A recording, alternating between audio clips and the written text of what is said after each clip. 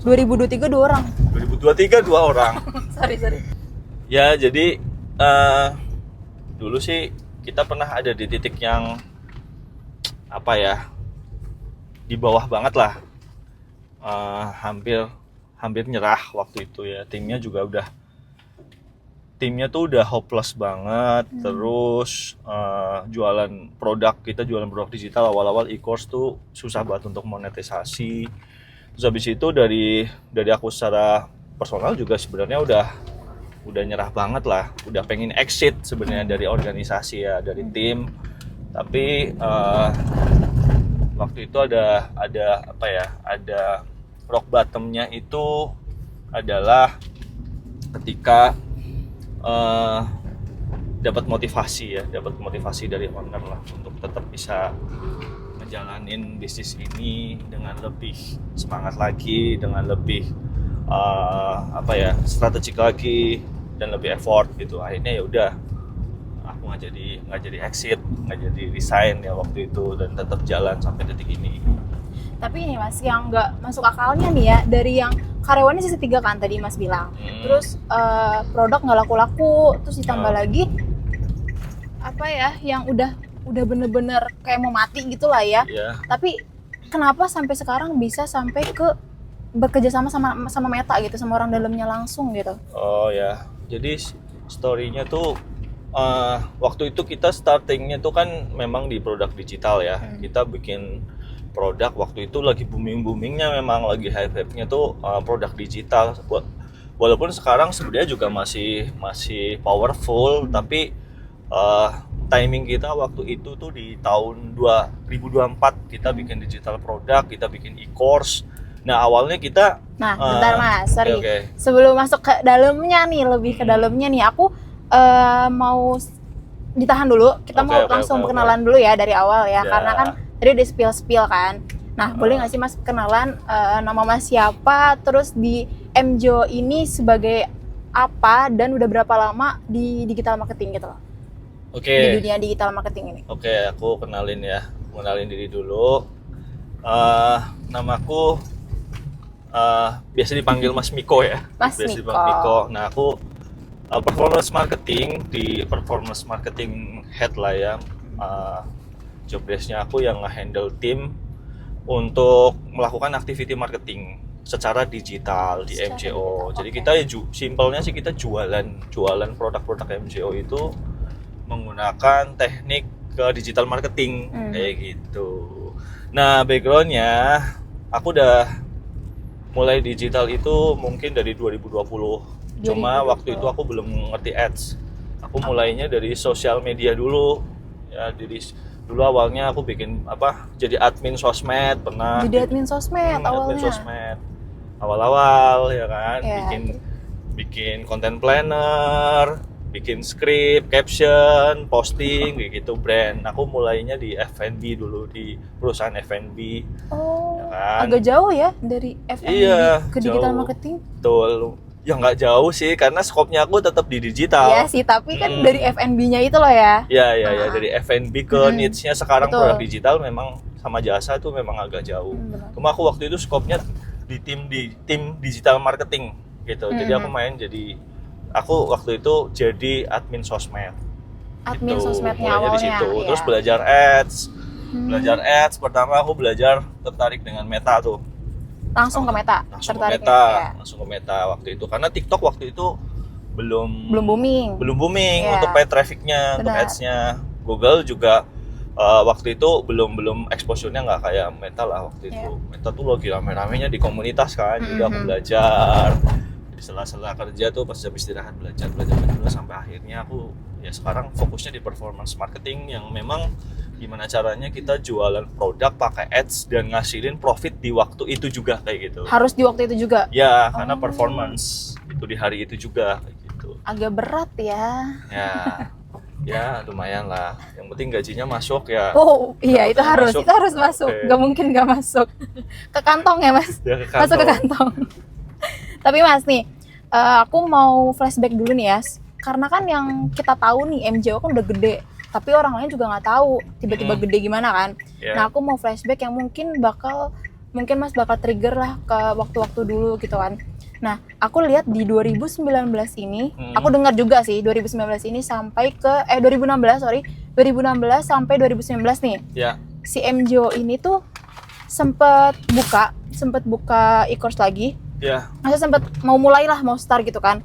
Tapi semasa itu tuh dari 2016 ke 2019 nih malah nggak ada hasil apa-apa gitu Mas. Nah, boleh nggak sih diceritain kenapa bisa kayak gitu loh, 3 tahun gitu nggak jalan gitu? Oh, jadi awalnya itu kan sebenarnya MJO itu kan dulu dirilis sama owner ya. Ya, betul. Dirilis sama owner kita namanya Pak Andre. Nah, MJO itu memang waktu itu sebenarnya kayak project momentum ya. Jadi ketika dia udah launching, after itu ya nggak ada activity marketing yang daily-nya itu secara konsisten atau nggak ada disiplinitas activity marketing gitu. Berarti jadi cuma launching aja gitu? Cuma launching, make money, make profit, ya udah after itu tuh nggak ada tim yang nge-maintain kayak gitu. Jadi nggak ada. Jadi secara revenue mungkin bisa dibilang ketika launching ya bisa gede banget waktu itu. Awal doang tapi? Ya awal-awal tuh, tapi after itu yang karena nggak di-maintain biasanya tuh tren revenue-nya tuh bakal turun di bulan biasanya kalau produk digital kayak e-course kayak gitu tuh di bulan keempat, bulan kelima kayak gitu-gitu tuh. Nah, setelah itu ada inisiasi tuh dari owner untuk nge-build tim di tahun 2000 kalau nggak salah di 2023. Oh, baru 2023. 2023 tuh nge-build tim. Nah, waktu itu aku kan sebenarnya udah di perusahaan holding yang memang dia menaungi MJO ya. Nah, aku itu sebenarnya ada di produk lain, divisi lain. Cuma aku ditarik untuk direkrut gitu. Ya, direkrut untuk nge-handle si MJO ini start from zero lah, dari nol. Terus aku suruh nge-create tim juga. Nah, long story short ya akhirnya MJO bisa ngebuat produk, stable income, terus ada inovasi leverage produk juga. Itu setelah ada tim yang memang udah create di tahun 2023 yang bisa maintain day to day-nya kayak gitu sih. Berarti dari 2023 ini nih baru mulai awal lagi? Tim yang kemungkinan ya kalau nggak salah tim yang paling solid ya. Paling solid. Dan terstruktur gitu ya, secara. Paling jelas gitu lah ya. Nah, paling KPI jelas. Dan lain-lain itu 2023. Lah berarti selama 2016 sama 2019 ini Mas berarti belum masuk?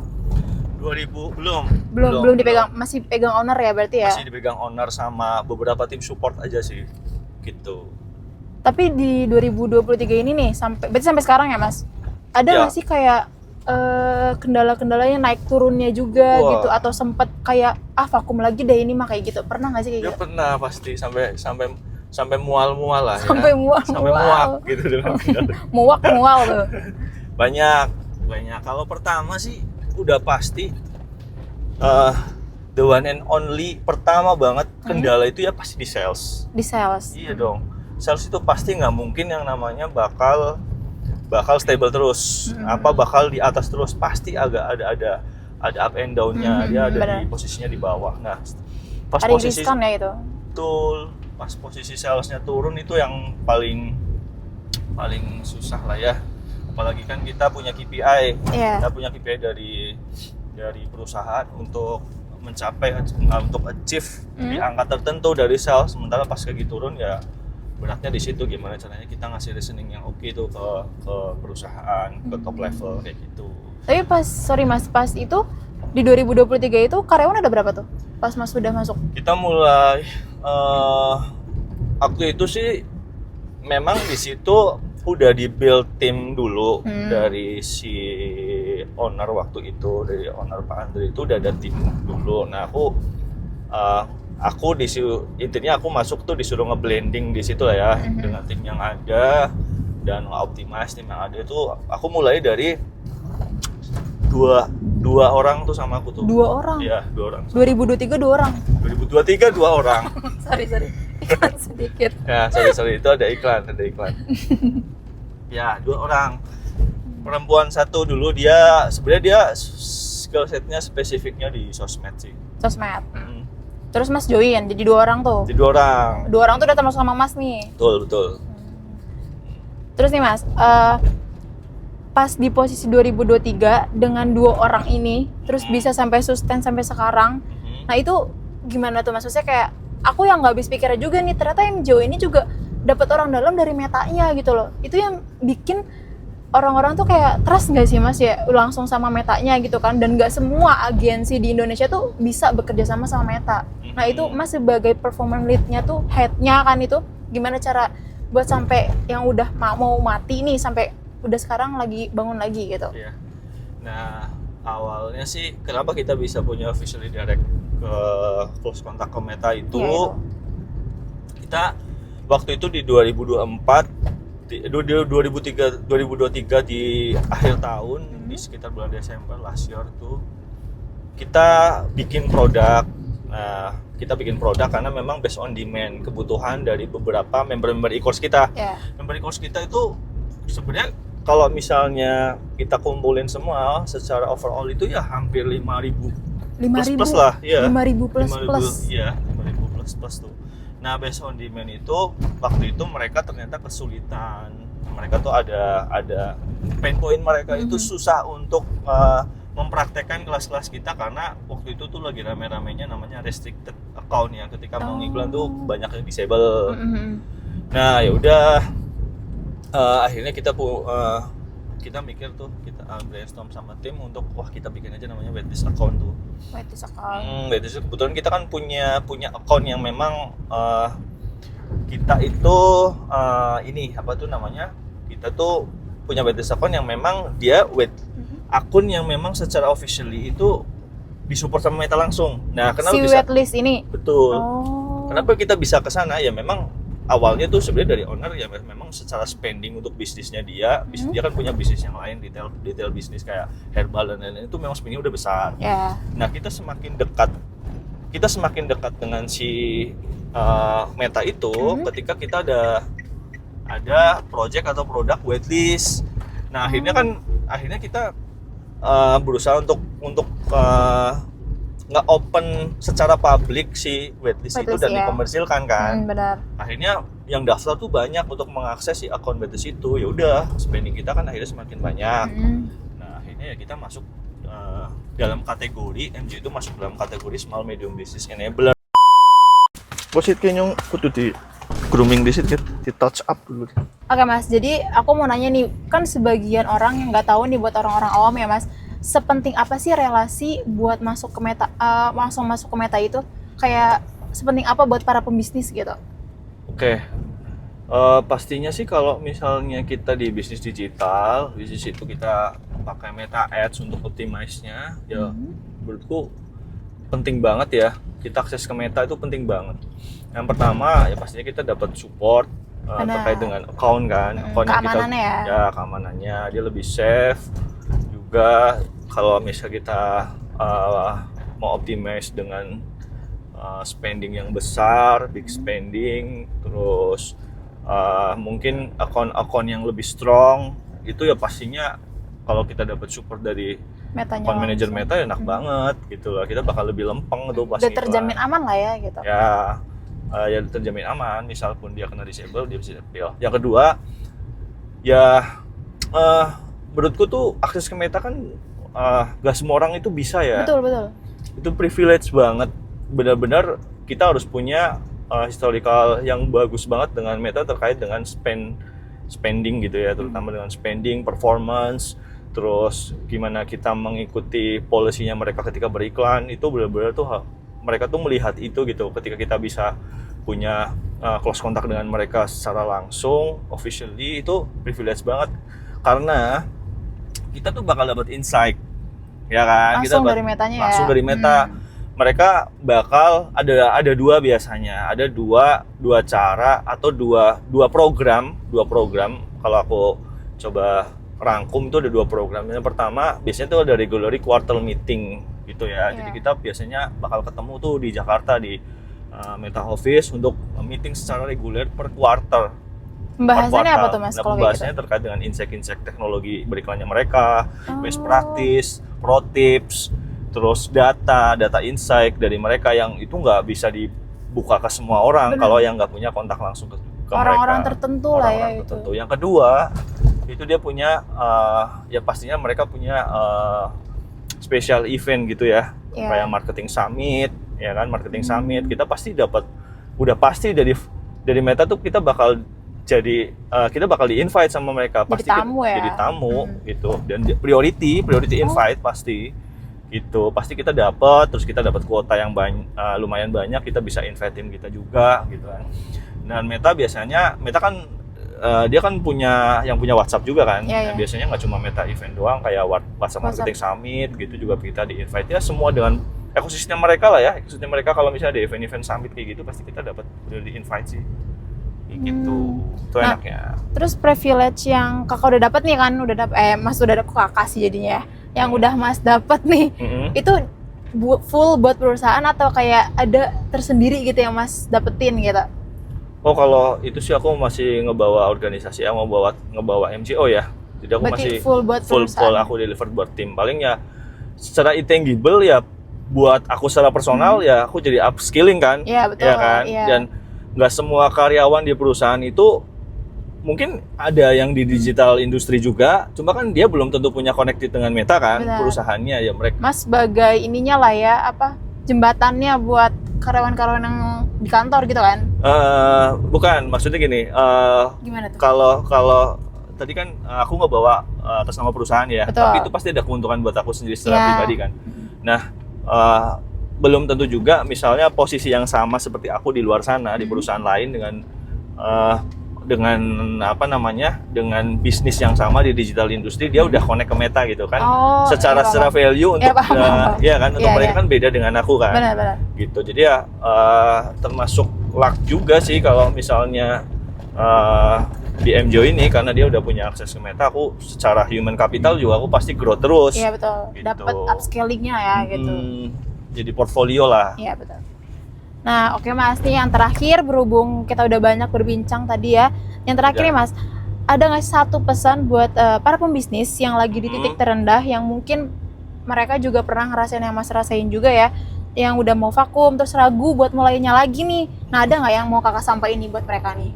Yang pertama sih, kalau aku sih, yang pertama kalau pasti dia harus bisa ini dulu sih ya, harus ngebangun mindset dulu. Mindsetnya tuh harus punya growth mindset dulu. Ketika dia punya growth mindset, dia pasti akan punya survival mode, karena nggak semua pebisnis itu, semua orang itu punya survival mode. Benar, Jiwa yang dia benar, itu benar, mau benar. fight kan. Iya. Ya kan, banyak kok sebenarnya orang-orang yang dia cuma mau tangan di bawah ya, Iya. atau dia cuma mau Mau menerima beres. terima beres, Mau ngemis gitu Iya. tuh banyak. Jadi dia harus punya survival mode dulu supaya dia kalau dia di bawah dia tetap bisa mau survive. Nah, yang kedua, nggak usah muluk-muluk nih secara technical bisnis sih, cari product market fit. Udah pasti. Product market. Ya, product Iya. market fit, product winning. Winning. Kalau dia udah nemu product winning, itu akan lebih smooth ketika dia mau bangkit ke atas lagi untuk bisnisnya dia gitu sih. Gitu. Jadi cari product market fit gitu sih. Oke. Itu sih pesan-pesannya sih paling simpel. Simpel ya, tapi susah ya buat dilakuin banyak orang ya Mas. Betul. Nah, oke. Makasih banyak buat Mas Niko buat hari Oke. ini udah sharing yang sejujur-jujurnya. Makasih Oke. banyak. Terima Perjalanan kasih bisnis juga. nggak pernah semulus itu ya Mas. Pasti ada naik turunnya lah ya. Betul. Nah, buat teman-teman yang emang lagi banyak yang di titik terendah nih, yang lagi vakum terus bingung mau mulainya dari mana lagi, tonton ini sampai beres. Terus nanti kita bakal naruh link tentang e-course yang ada di MJO ini ya. Nah, kita mau tahu teman-teman sampai mana pembisnisnya, boleh langsung aja tulis di kolom komentar. Jangan lupa share, like, dan juga subscribe. Sampai ketemu lagi. Dadah. Bye-bye. Dadah. Nah, Wes. kok cut? Kayak Lampung tapi Bali ini bingung ya.